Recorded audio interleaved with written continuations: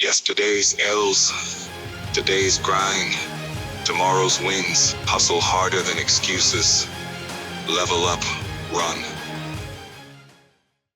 Indian Constitution has been amended more than 100 times.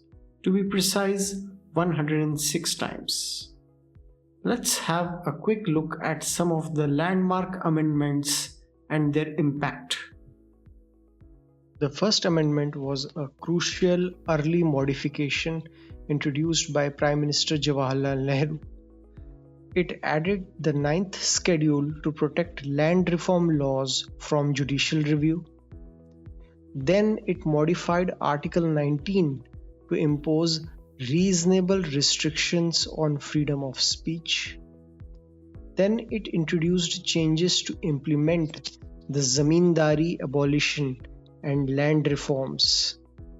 Then it added provisions for reservations for backward classes in educational institutions.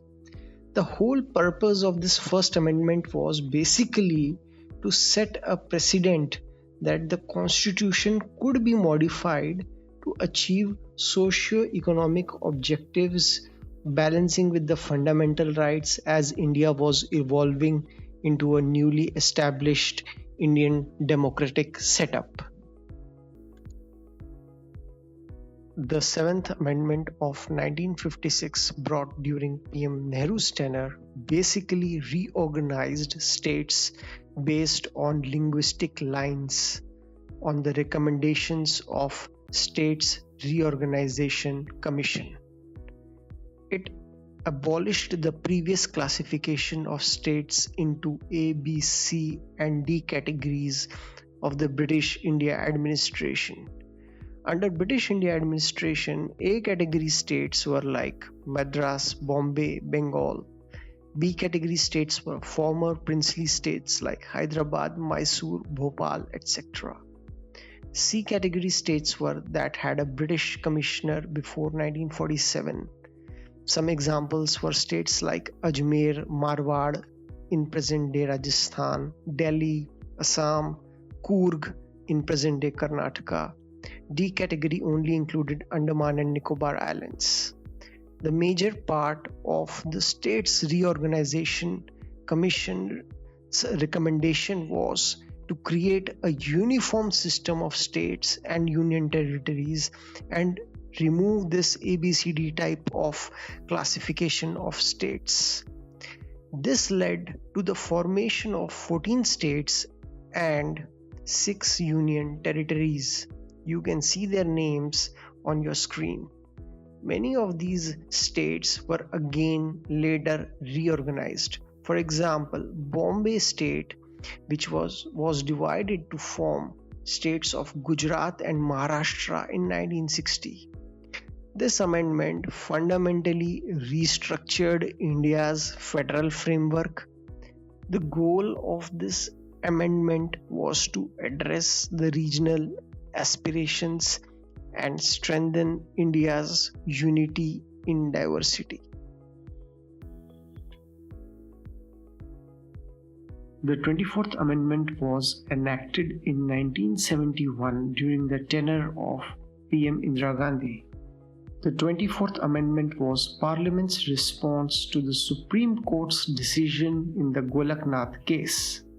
The Golaknath case of 1967 set the stage for the basic structure doctrine debate, which was later established by the Supreme Court in the Keshav Nanda Bharti case of 1973.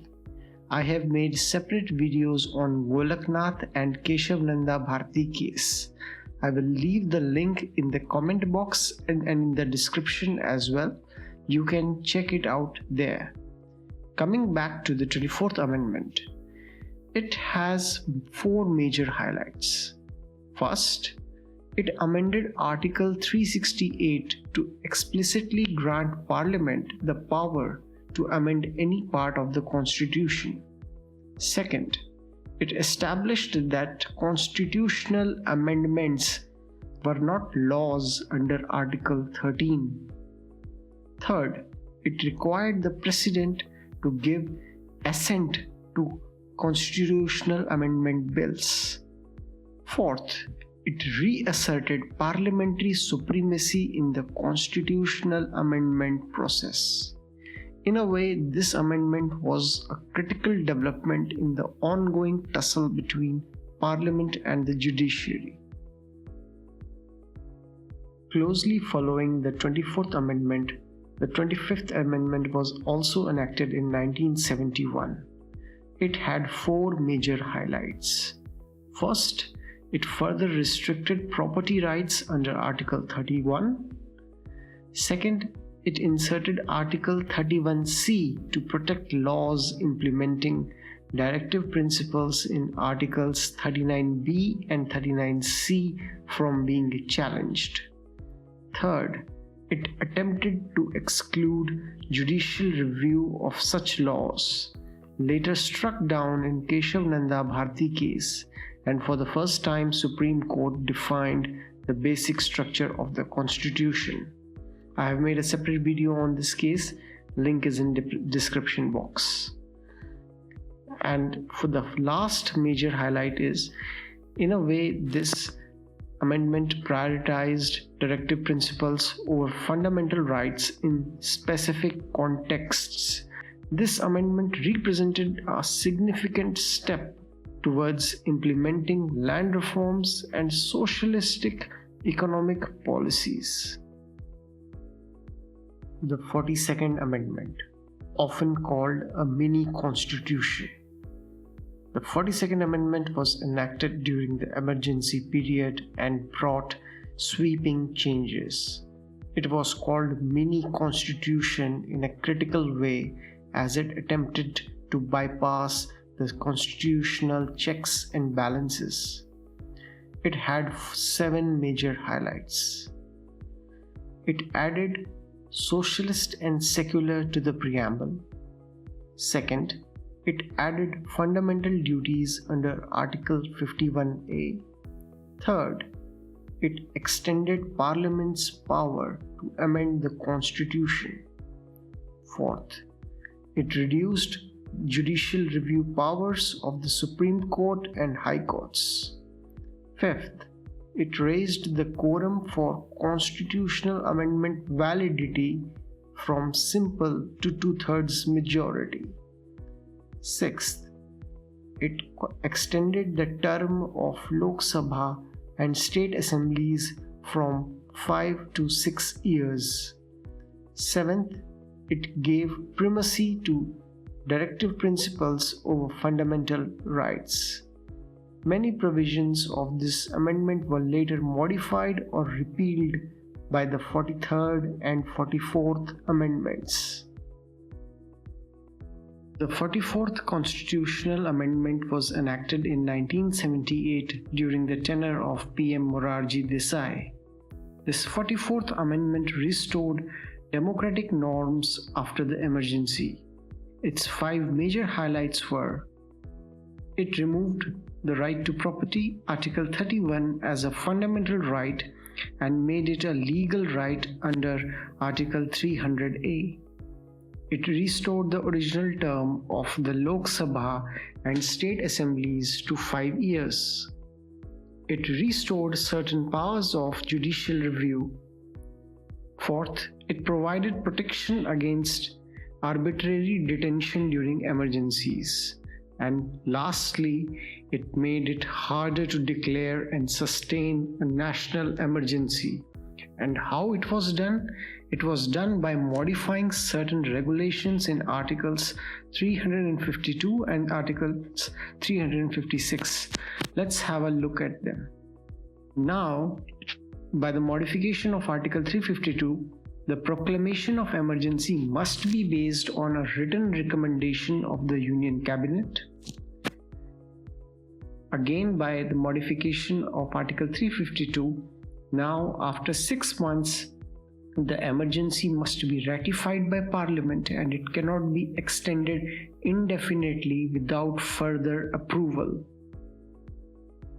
Again, by the modification of Article 352, it requires a resolution in Parliament to end the emergency giving more control to the legislative body. Finally, the modification of Article 356 required Parliament to review President's rule in any state after 6 months, making it harder for the central government to impose it without proper justification.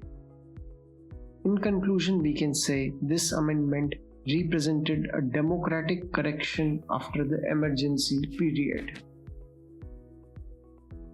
The 73rd and 74th Amendments 1992, introduced during tenure of PM P.V. Narasimha Rao. These twin amendments revolutionized local governance. Its major highlights are: first, it gave constitutional status to Panchayati Raj institutions and urban local bodies. Second, it mandated regular elections to local bodies. Third, it reserved seats for SC, ST and women in local government bodies like panchayats and municipal bodies. Fourth, it established state election commissions for conducting local body elections. Fifth, it created district planning committees and metropolitan planning committees. Some of the new municipal bodies that came into effect due to this are, for example, Navi Mumbai and Gurugram municipal corporations. So, Mumbai Metropolitan Planning Committee came into existence in 2009 due to this amendment. Sixth, it clearly listed subjects under local government jurisdiction in the 11th and 12th schedules. 11th schedule is for panchayats, 12th schedule is for municipal bodies. You can see them on your screen. These amendments, in a way, decentralized governance and strengthened grassroots democracy in India. 101st Amendment 2016. The 101st Constitutional Amendment enacted on September 8, 2016 launched GST Goods and Services Tax that became effective on 1st July 2017. It unified India's indirect tax system for efficiency. The amendment merged central and state taxes into GST, replacing multiple levies. It set up the GST Council for joint tax governance with tiered rates. A national market emerged, easing interstate trade. Its major highlights are as follows. First, tax overhaul. GST merged central excise tax, service tax, and state VAT octroi levies into GST, effective 1st July 2017, cutting tax multiplicity.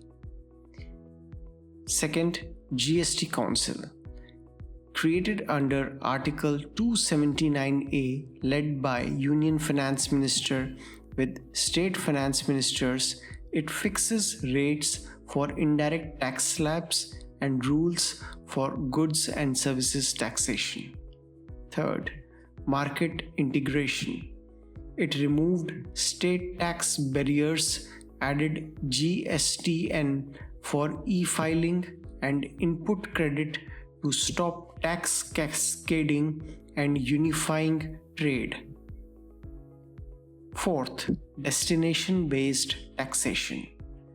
It shifted to a consumption-based tax system where the state of consumption collects the tax. For example, if Gujarat produces goods and they are sold in Rajasthan, in this case, Rajasthan earns the tax revenue, promoting equitable distribution.